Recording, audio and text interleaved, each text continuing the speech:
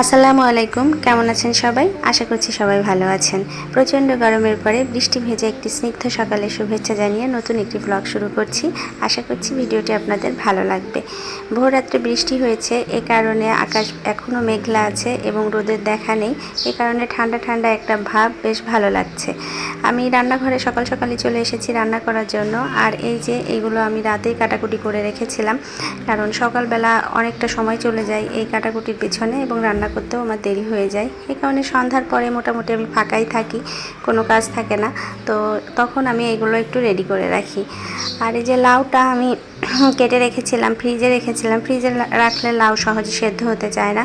তো এখন আমি অন্যান্য রান্না যত সময় ধরে করব তত সময় এই লাউটাকে পানিতে ভিজিয়ে রাখবো, যে কারণে এর ঠান্ডাটা একদম চলে যাবে, তখন আর সেদ্ধ হতে কোনো সমস্যা থাকবে না।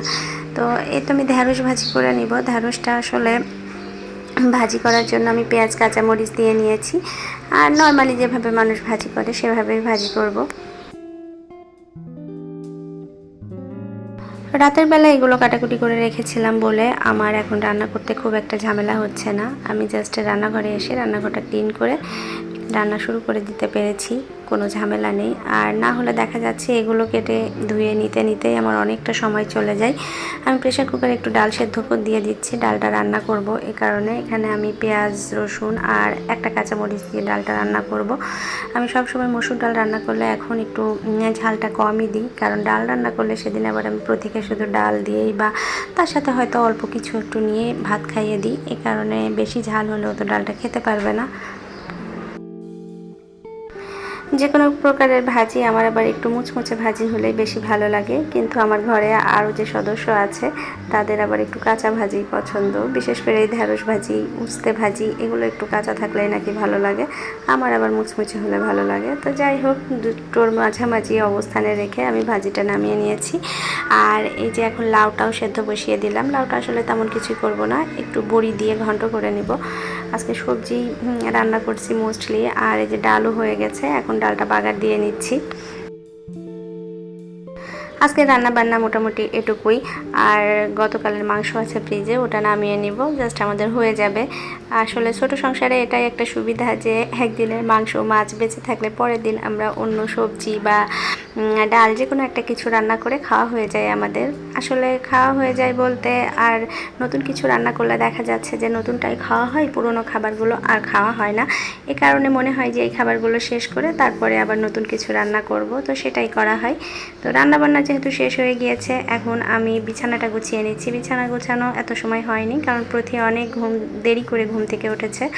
আর ও না ওঠা পর্যন্ত তো আসলে বিছানা গোছানো আমার পক্ষে সম্ভব না। ড্রেসিং টেবিলের এই গ্লাসটা আমি প্রতিদিনই এভাবে ক্লিন করি, কিন্তু প্রতিদিনই হাতের ছাপ পড়ে, কারণ আমার যে মেয়ে সে খুবই দুষ্টু। সে সব সময় দেখা যাচ্ছে ড্রেসিং টেবিলের উপরে উঠে বসে হাতে থাবা দিতে থাকে, কারণ ওর ছোটো ছোটো হাতে থাবায় আর কি একটা দাগ পড়ে যায়। তো সেটাই আমি এখন ক্লিন করে নিচ্ছি, এটা আমার প্রতিদিনের কাজ। নর্মালি কসমেটিক্সের প্রতি মানুষের অনেক বেশি আগ্রহ থাকে। তো আমার যেহেতু সেন্সিটিভ প্লাস ড্রাই স্কিন, তো আমি কোনো কসমেটিক্স ইউজ করতে পারি না। শুধুমাত্র ময়শ্চারাইজার ছাড়া কোনো কিছু ব্যবহার করা আমার পক্ষে সম্ভব না আমার স্কিনে। তো এই কারণেই আমার কোনো কসমেটিক্স তেমন একটা নেইও, কিন্তু দুটো জিনিসের প্রতি আমার খুব বেশি আগ্রহ, এবং ব্যবহার খুব একটা করা হয় না, কিন্তু তারপরেও আমার খুব বেশি আগ্রহ তাদের প্রতি। আর সেটা হচ্ছে লিপস্টিক আর পারফিউম। তো এই দুটা জিনিসের প্রতি আমার অমোঘ আকর্ষণ, যেটা বলা চলে। আমি দেখলে কিনবো, এটাই আর কি। এমন অনেক আছে যে নতুন লিপস্টিক থেকে থেকে ডেট এক্সপায়ার হয়ে গেছে, তখন আমি ফেলে দিয়েছি। তো এরকমও হয়েছে।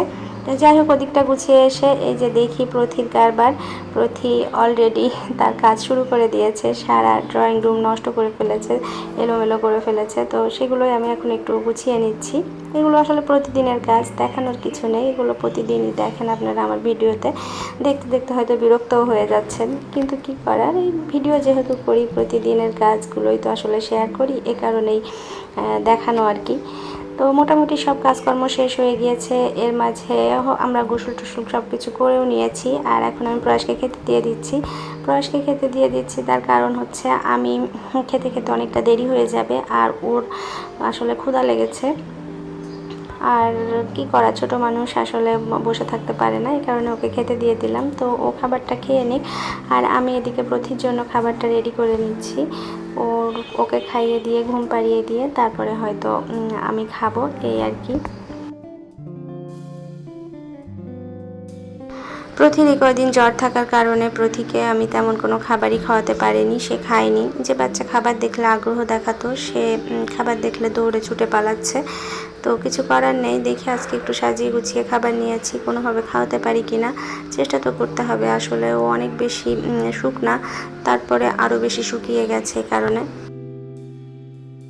বিকেলবেলা আমি একটু রান্নাঘরে ঢুকেছি। এই ক্যাবিনেটটা আমার অনেক দিন থেকে এখানে লাগানোর ইচ্ছা ছিল, তো যে কোনো কারণেই হোক লাগানো হচ্ছিল না। ফাইনালি এটা গতকাল সন্ধ্যায় আমি লাগিয়েছি, আর এখন এটাকে আমি টুকটাক প্রয়োজনীয় জিনিস দিয়ে একটু গুছিয়ে নিব, আর যখন যেটা প্রয়োজন হবে সেই অনুযায়ীও এটাকে গুছিয়ে নিব। আসলে আমার যে রান্নাঘরটা সেটা অনেক বেশি ছোট একটা রান্নাঘর, আর সেখানে কোনো তাক নেই, একটা মাত্র তাক আছে যেখানে ভারী কিছু জিনিস উঠিয়ে রাখা যায়। তো সেটা আসলে খুব একটা কাজে দেয় না আমার।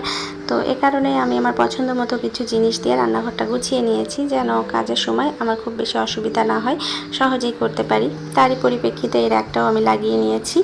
তো আই হোপ আজকের ভিডিওটি আপনাদের ভালো লেগেছে। যদি ভিডিওটি ভালো লেগে থাকে তাহলে প্লিজ ভিডিওটি না টেনে সম্পূর্ণ দেখবেন। আর যদি আমার চ্যানেলে নতুন হয়ে থাকেন তাহলে প্লিজ চ্যানেলটি সাবস্ক্রাইব করে আমার সাথেই থাকবেন। দেখা হবে নতুন কোনো দিন। আসসালামু আলাইকুম।